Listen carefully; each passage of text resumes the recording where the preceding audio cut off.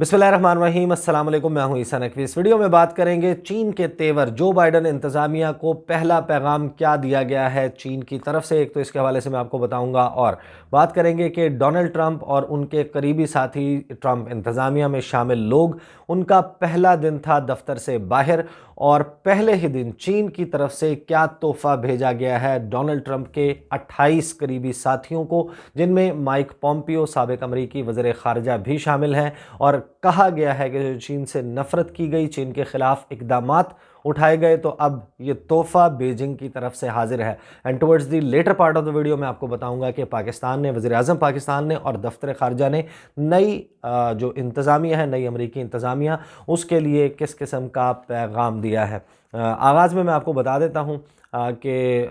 जो बाइडन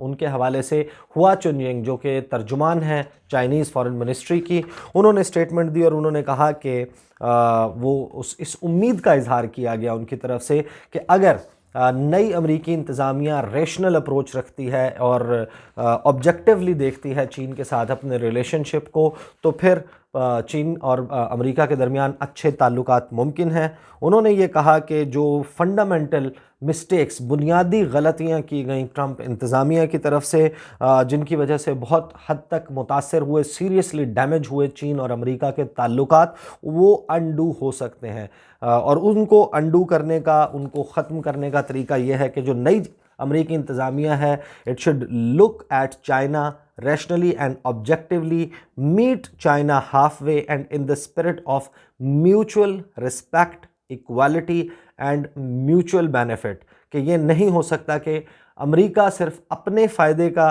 सोचकर ख़ुद को चीन से बरतर बेहतर समझते हुए चीन के साथ ताल्लुकात रखे, और ये समझे कि चीन जो है वो अमेरिका की टर्म्स पर अमेरिका के साथ ताल्लुकात रखेगा। Push China US relations back to the right track and of healthy and stable development as soon as possible. और उन्होंने ये कहा कि if the new US administration can adopt a more rational and responsible attitude in formulating its foreign policy, I think it will be warmly welcomed by everyone in the international community. तो फिर एक मशवरा जो है वो दिया गया है कि डोनाल्ड ट्रंप की जो पॉलिसी थी, डोनाल्ड ट्रंप का जो तरीक़ाकार था, वो जो बाइडन इंतज़ामिया ना अपनाए तो फिर चीन और अमेरिका के दरमियान ताल्लुकात बेहतर हो सकते हैं। ये पैगाम है जो चीन ने अमेरिका को भिजवाया है। लेकिन साथ ही डोनाल्ड ट्रंप 4 साल गुजार के रुखसत हुए, उनके करीबी साथी जो उनके साथ मुख्तलिफ ओहदों पर बराजमान थे, लेकिन ख़ास तौर पर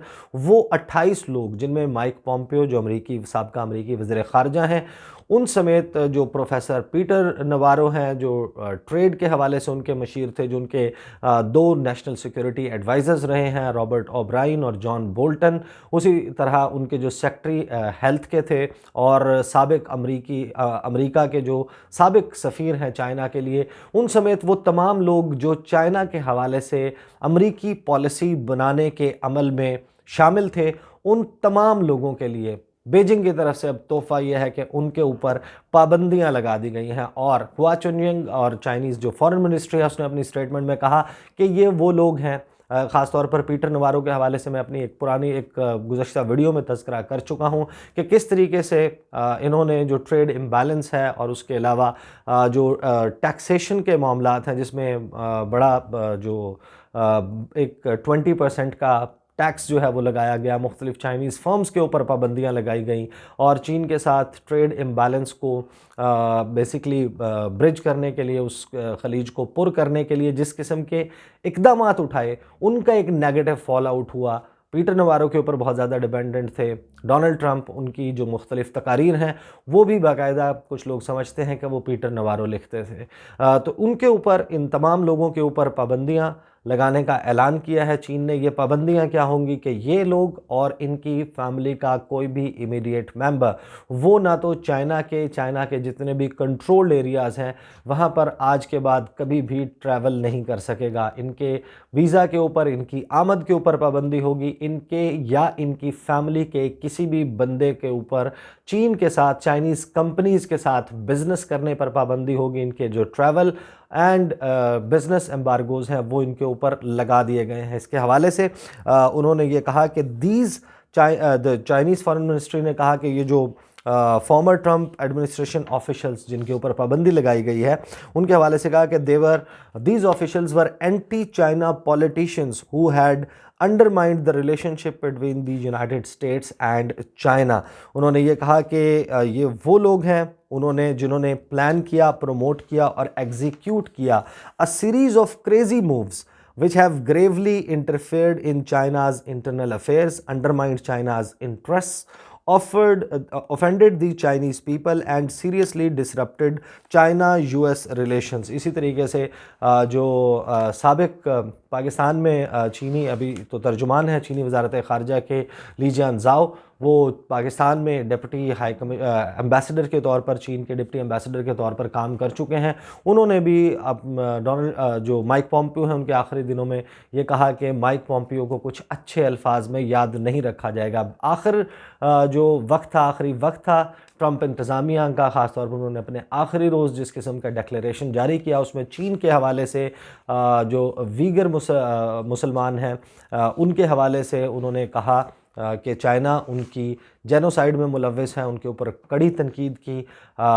چائنا کی مختلف پالیسیز پر ٹرمپ انتظامیہ نے جاتے جاتے بھی چائنا کو بڑی شدید تنقید کا نشانہ بنایا, تو اس کے جواب میں پھر چین کی طرف سے یہ تحفہ پہلے ہی دن جب وہ دفتر سے باہر تھے ان کو یہ تحفہ دے دیا گیا ہے. اب آ جاتے ہیں کہ پاکستان نے کس طریقے سے ریاکٹ کیا ہے. بہت سارے لوگوں نے شاید دیکھ لیا ہو وزیر اعظم پاکستان کا ٹویٹ جس میں prime minister of Pakistan Imran Khan نے کانگریچولیٹ کیا ہے جو بائیڈن کو, اور انہیں کانگریچولیٹ کیا ہے, مبارکباد دی ہے صدر کا حلف اٹھانے کے اوپر. اور ساتھ ہی پاکستان کی جو دفتر خارجہ ہے اس کے ترجمان زاہد حفیظ چودھری, ان کی جمعرات کو بریفنگ تھی, اس میں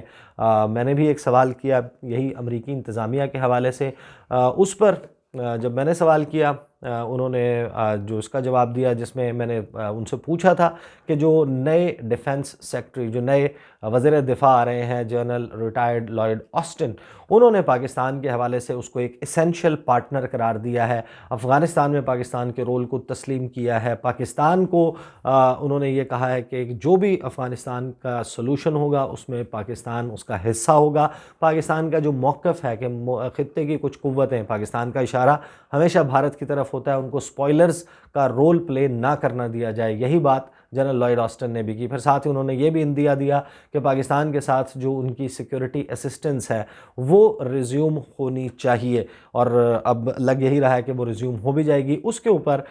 دفتر خارجہ نے کہا اس اسٹیٹمنٹس کو ویلکم کیا, اور انہوں نے کہا کہ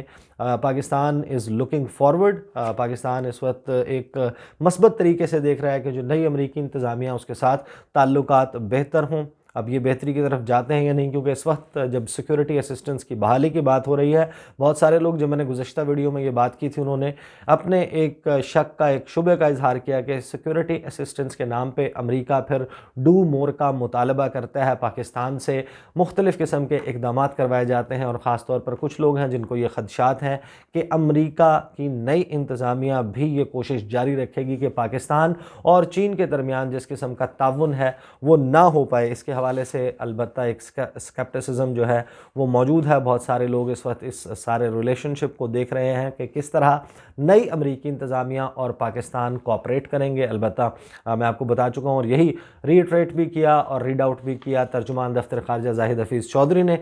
جنہوں نے وزیر اعظم عمران خان کا جو بائیڈن کے لیے جو پیغام تھا جس میں انہوں نے مبارکباد دی اور یہ کہا کہ پاکستان جو ہے وہ نئی امریکی انتظامیہ کے ساتھ اچھے تعلقات کا, بہتر تعلقات کا خواہاں ہے, وہ انہوں نے پڑھ کر دوبارہ سے سنائی. So these were the two stories that I wanted to discuss. اگلی ویڈیو میں آپ کے ساتھ ملاقات ہوگی, مجھے اجازت دیجیے, اللہ حافظ.